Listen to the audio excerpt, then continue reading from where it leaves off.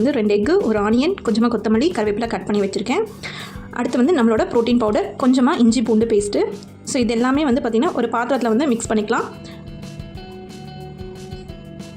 கொஞ்சமாக அதுக்கு தேவையான உப்பு போட்டுக்கலாம். முட்டையை வந்து நான் உடச்சி ஊற்றிக்கிறேன். ஃபஸ்ட்டு 2 முட்டை ஊற்றுறேன்.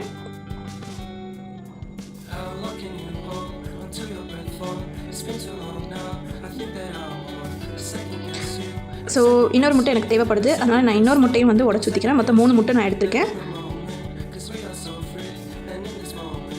இதுக்கு தேவையான அளவு மஞ்சள், காரத்துக்கு வந்து மிளகுத்தூள் வந்து நான் போட்டிருக்கேன். நல்லா வந்து மிக்ஸ் பண்ணிக்கணும். பாருங்கள், இந்த பதத்தில் வந்து நீங்கள் நல்லா மிக்ஸ் பண்ணிக்கணும்.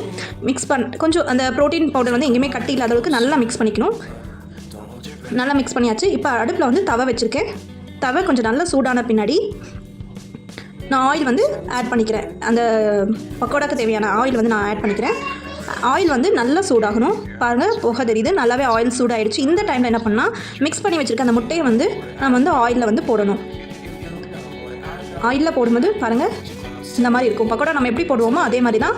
ஸோ எக் பக்கோடா நம்ம பண்ணோம். ஸோ வேகாத கொஞ்சம் இன்னொரு பக்கம் திருப்பி வேகணுன்றதுக்காக இன்னொரு பக்கம் வந்து திருப்பி விடுறேன். இப்போ வந்து எல்லாமே ஃபுல்லாகவே வந்துடுச்சு. இப்போ வந்து நம்ம என்ன பண்ணுறோம், அதை வந்து ஒரு பவுலுக்கு வந்து மாற்றிக்கிட்டு ஸோ எக் பக்கோடாவை நம்ம ஃப்ரெண்ட்ஸ் ஷேர் பண்ணலாம். நம்ம ஃபேமிலி மெம்பர்ஸ்க்கு ஷேர் பண்ணலாம். ஈஸியான ஹெல்த்தியான எக் பக்கோடா ரெடி. தேங்க்யூ.